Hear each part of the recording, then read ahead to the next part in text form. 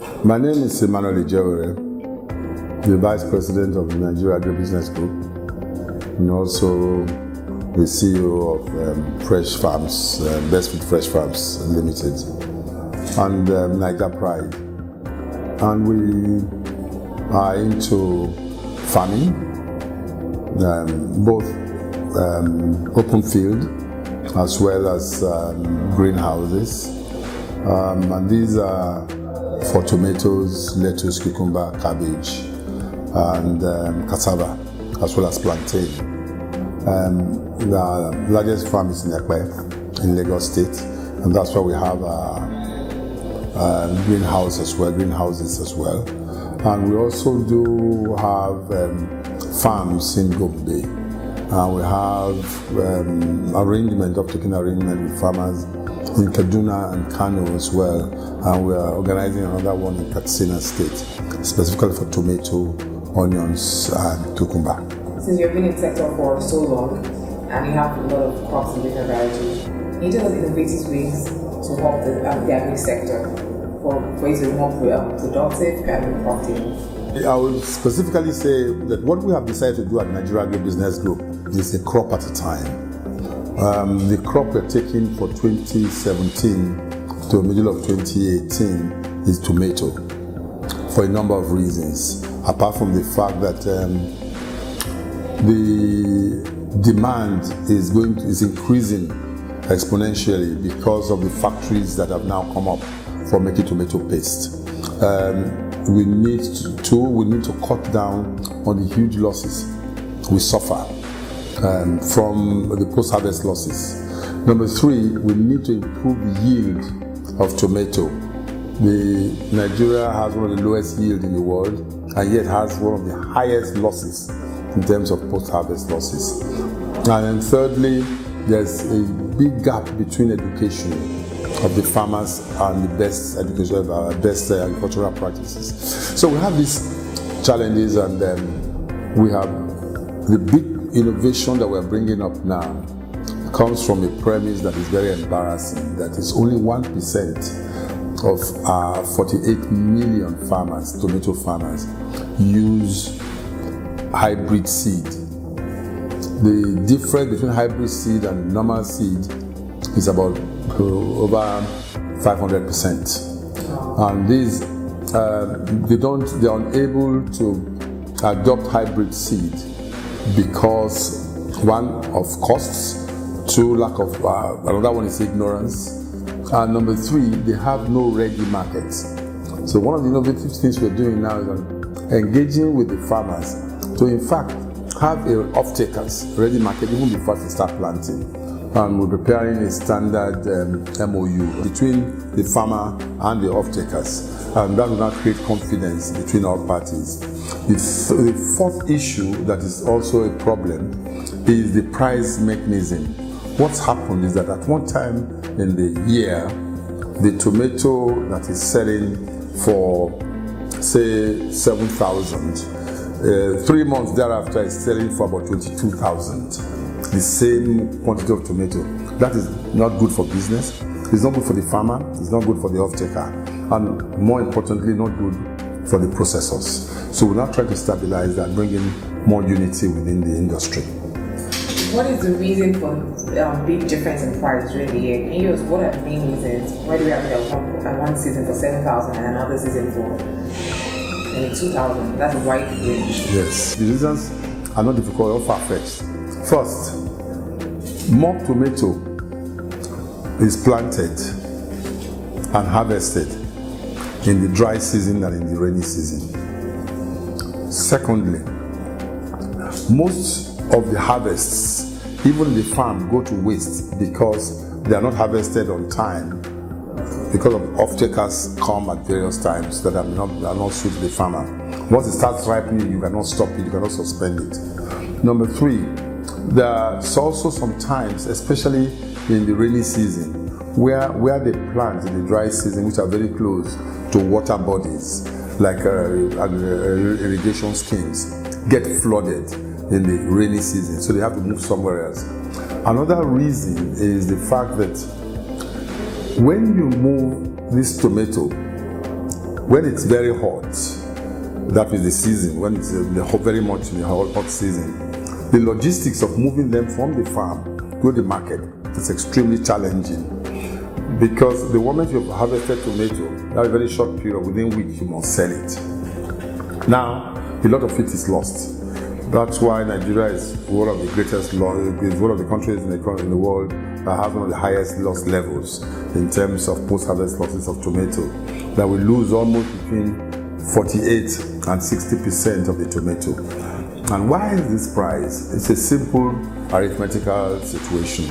If you were to go to Kano to buy tomato, you bought tomato 100 kg for 100,000 naira, and it's only 40 kg that got to Lagos. You will still sell it at the price at which you bought it plus your profit. So what you actually bought at that time for maybe at about 4 naira per basket, you will now be forced, because of the losses you suffered, to sell for 12 naira. On top of that, there is also that an unstable market, where by the time you get to Lagos, which is the biggest market, you hear that there has been a problem on the roads, collapsed bridge and so on. That means that in the next 2 days, you'll be having tomato in the market, all this help to jack up prices. And finally, there is little communication between the market and the farmers. And that's one of the things we're now getting the various networks to help us bring the farmers closer to things like telephone, giving them text messages and sending them messages, and using the radio communication, as well as the television, where television is not as strong as radio and in local language, which is a way we're now working very hard to ensure. We had a meeting in Kaduna 2 weeks ago to bring all this together. It was very interesting that the National Council or the National Cooperatives for Tomato are very, very much involved in putting this together. It's a question of carrying the government along to implement this. So the prices will continue like that, but with the way we are discussing now, it's very likely to stabilize very soon, hopefully. And like I also said, the warning we have in front of us is that a number of factories are coming up. And if they come into the market, Dangote factory alone will take about 1,200 metric tons per day. That will sap out quite a lot from the market. And the price that you were looking at that rose from 7,000 in 1 day at 3 months' time will rise as high as 45,000, 50,000, unless these checks and balances are put in place to improve quantity of production, quality of production, the logistics, and pre-sales before they start producing. There was a recent article, the recent news about how there's fresh farms were able to source tomatoes on the rail, transport it to Lagos. How has that been successful? How did that work? It was an experiment. We did it 3 times. The first time it came was the first time in 55 years that any tomato came into Lagos by rail. 55 years? Yes. And we had to be a victim of the teething problems of the Railway Corporation. On the first occasion, the wrong wagon was used. It was all enclosed.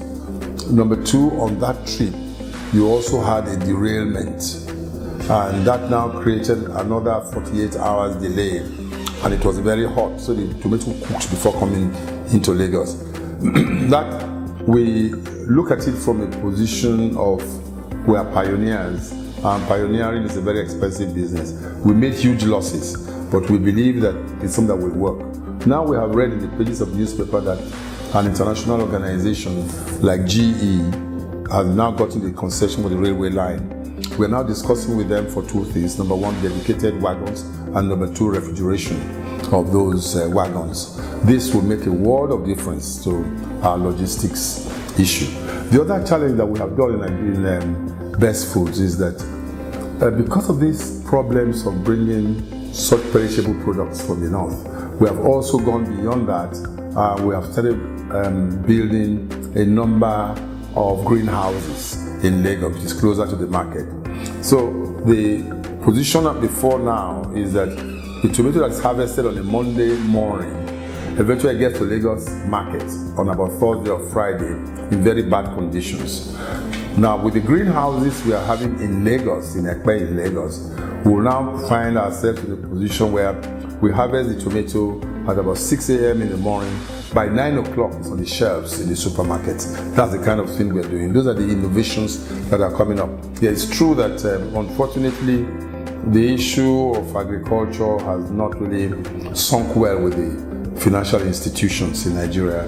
You go to them and tell them about greenhouses, they look at it as if you are talking about going to grow mango on the moon. So it's these are challenges I believe they are coming around to, and we hope that we'll start seeing changes in their attitude. So what are some of the policies and financing programs that can promote investments in the sector? First and foremost, the farmers need to be understood. The truth is that these are extremely hard-working people with traditions, but they have, because of the system, kept in a situation of perpetual poverty. Getting them out of that poverty is not a complicated thing at all. First, help them with improved seeds. They are willing to learn and they want to learn fast. Number two, get them off-takers and give them the inputs at a subsidized price to be able to get this to the market. These are things that government needs to do by encouraging them. We at Nigeria Agribusiness Group do not encourage subsidy per se, because that creates its own problems. We're just saying that the price of these goods should be brought down to a level that they can afford. I'll give an example. For 1 hectare of land for tomato seed, if they use the local seed, which is not acceptable, which we are saying that they should get out of, it will cost them about 10 to 14,000 naira. Whereas if they use the improved seed, they will get, it will cost them about 70 to 80,000 naira. But the issue is that the one that is bought for about 70 to 80,000 naira will give them almost 10 times the value of what they would have got from their own seed. But they cannot go beyond that. They cannot afford 70 or 80,000. This is where government needs to come in. If even it means saying to them, all right, pay the 15,000 now, we'll give you a loan for the difference. When you now harvest, you can now get this money back. These are the kind of things we are trying to get from government, because these farmers are hardworking. They are not begging for all handouts. They are saying, just help us, empower us to improve our ability to make money in this new agricultural dispensation. How do you advise that we should approach African agriculture to be more productive, profitable, just for the whole sector, pretty much specifically Nigeria, but the whole Africa? What has happened in the past has been that government comes up with policies that they never discuss with the farmers, and in many cases has no relevance to the reality on the ground. We at Nigeria Agribusiness Group have done so much work on this, and we're trying very hard to bring government to now understand what these real problems are, make them understand the language. And secondly, bankers have always run away from agriculture. All we ever hear is that it's a very dangerous, or rather an unprofitable arena to go into. Of course, it will be unprofitable to the banks, because many of these farmers are small holders. We're talking about the total farming population in Nigeria is about 65 to 70 million. That is a huge number for banks to handle, and they're all small farmers or small holders. So we now said that let us now put them in cooperatives and clusters. As a group, they can now approach the bankers. But even then, putting them together as groups, they have to pay to register as a cooperative. These farmers who are struggling, asking them to contribute that kind of money. These are the kind of issues that we're trying to say, government, please help them. Say to them, we put you together as a cluster. We will help incorporate you. You will pay all this money when your members start making money, and maybe they pay 10 naira each. Within a very short period, they will pay this money back.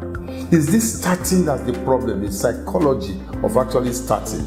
And so we are working all these out. So policies that are made in defiance of the real situations on the ground and the real players are policies that will never work. So those are some of the reasons why many of the old policies never worked. But we are beginning to address this now. And government, fortunately, is beginning to listen. At the federal level, I know the government is doing a lot now and listening a lot more. At the state level, because farming is not done at the federal level, it's done at the state level and in local governments. So a number of governments are getting more involved in this. But an example I will also give on the logistics is that a decision, it's been known that the mere fact that you are using crates to carry your tomato, for example, from Kano to Lagos reduces your losses by about 80% compared to using baskets. The government of Lagos State, for a number of other reasons, have also said that they will soon ban the transportation of baskets, tomato in baskets to Lagos. They will want to encourage the use of these crates. And one of the reasons is that I think Lagos State, the waste disposal organization, is investing so much money just collecting the wastes. These are assets of the country that are being thrown away. And although their reason was to reduce the amount of waste they are throwing away, that has worked positively for the entire industry by encouraging and forcing people to go into crates. But the crates are not cheap. So we are saying to the state governments, please, your state, we took a state, we went to the governor and we said to him, we did a calculation. As at today, you have a total of 2 million farmers in this zone. By the fact that they use baskets and other bad practices, your state loses, or your farmers lose about $20 million a year. If they had that money, if they had only 50% of that money, they will be in a position to pay you taxes. But so if you now invest in that and improving them and their ability to get income to pay taxes by saying, look, we'll give you a loan to buy these crates, and you now use it on a hiring system. The basket is about 400 naira. The crate is about 3,000 naira. But the crate has a far longer period and it saves them money. But they don't have that money. You now arrange for a body that will buy these crates from where they will be hiring. And you, government, will get back your money. At least you can even get the banks involved and you can underwrite it and say, or rather, give a guarantee to those banks and say, all right, we are providing 50 million naira or 20 million naira for these crates. Bank, give them the money. These people will pay you back through their rental system. And these are the things we're trying to get across. But the question that we are facing as challenges is that getting them to understand these basic things. They cannot see the long-term picture. They just look at today's budget and say, we don't have that kind of money to give. We're contributing to their internally collected revenue.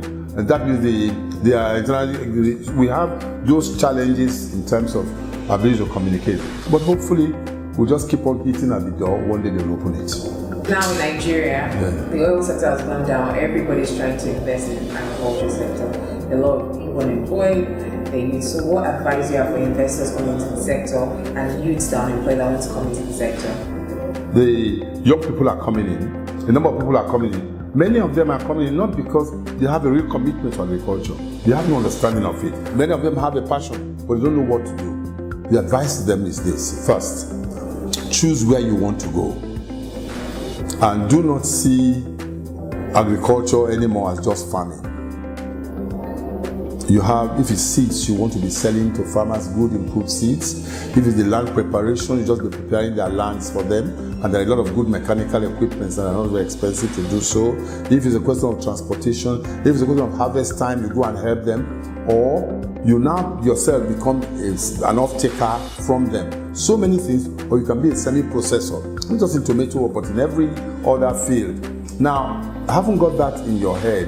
you go out there and ask yourself, what comparative advantage do I have? If you come from a village or a place where a lot of cassava is grown by small farmers, you can take it upon yourself to go around to the cassava processors, obtain for them what kind of cassava do they want, go back to these farmers and be an off-taker from them. Because many of them, the challenge of getting transportation to move them to the processing places is a challenge. That is a lot of business. So it is for vegetable and so many other things. Young people can go into that, or you can decide to now go into farming yourself. This is being encouraged. Now, a lot of people, it's not just young people who are in businesses and in oil-related industries who are now beginning to come in. Many of them have money in their hands and so on, with a lot of knowledge. We're saying to them, do not go and throw your money because you have a passion. A passion that does not get converted into positive action and profitability is a passion that will win. So the best approach is that you plan it well. Money is not the first thing in agriculture. Planning, prepare your business plan objectively. Go to ask questions from those who have been in the field before, seeing it happening, and then the next thing is you think big, start small, and rev up very quickly. That should be the policy that these young people should be going into. They should not just take all the pension money or their retirement money and rush into it. They will regret it. It's a field they have never been in before. And there are a number of other companies who are coming up now saying that you can just be an investor in my company, like the one I was talking about, the greenhouses. This greenhousing is a lot of technology. They are saying to you, all right, come, invest money. Every 12 months, you will get this kind of income coming to you. In those kinds of places, you don't even need to spend your time. You could still be doing your full-time job or investing in it. And at weekends, go and see these greenhouses, how they are doing, to start giving you ideas of what are the things you can do to improve on agriculture. And the modern approach to agriculture, like I said, Lagos is the biggest, but for those around Lagos is the biggest market. So the answer to perishable produce is the one that's produced under controlled condition, which is the greenhouses. Then you now have the issue of, in farming itself, land preparation is 70% of the sweat of these farmers.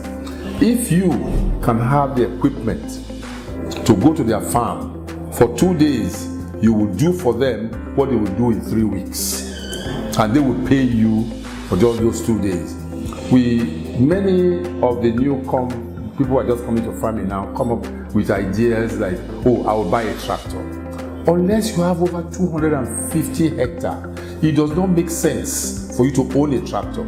Because your tractor will work for only about 2 months or 1 month in a year, and for the rest of the year, it's sitting there. By the time you come back to this next year, a lot of things will have gone and challenges will have gone, and these tractors are in millions of naira. So our advice is, go to tractor hiring companies to prepare your ground. These are where young people should start coming in to now provide these specialized services. Those things have to change, and they're beginning to change. The people, what they need to know is that it's a comprehensive industry. That is like the best food agri-business, the best food fresh farms, as well as the Niger Pride. Niger Pride specifically brings in produce in large quantities from the north and from the south to the north. And while Fresh Farms is now in open field as well as greenhouses. Those greenhouses are a new concept, and they're working with a company called Dizengoff, which is the biggest in the country, to bring this out. So those who would be interested in doing this should talk to us, and we'll be able to put them through and tell them, and emphatically I would say that agriculture and agribusiness is an extremely profitable business, but by far more than that, it's a very personally rewarding experience. It's quite exciting to go into it, and you see your items growing, or you see it physically improving, and you see people taking and eating your produce. There's no way to explain that to anybody. It's such a satisfying experience. So agriculture has come to stay. That's Nigeria's future. My prayer is that the distraction of oil is gone forever and will never come back. The Nigeria Agribusiness Group is an umbrella body for the whole of agriculture. It was put together by the previous government under the leadership of Dr. Akinwumi Adesina, the immediate past Minister of Agriculture and current president of the African Development Bank. He did a fantastic job bringing this together because he was advised by the eminent persons that unless agriculture has an umbrella body that looks after the entire value chain, from the seed providers to the farmers to the transporters to the bankers to the insurance companies to the processors, everybody must come under one umbrella speaking the same language. Unless that is done, agriculture will not move forward. That body was set up about 4 years ago, and that's what it's doing. And Sani Dangote is the chairman of that body, and he shows a lot of passion in making it happen. And this has made a world of difference to the agricultural industry in Nigeria. That is the future, and that's where we're going. Thank you very much, sir. Thank you.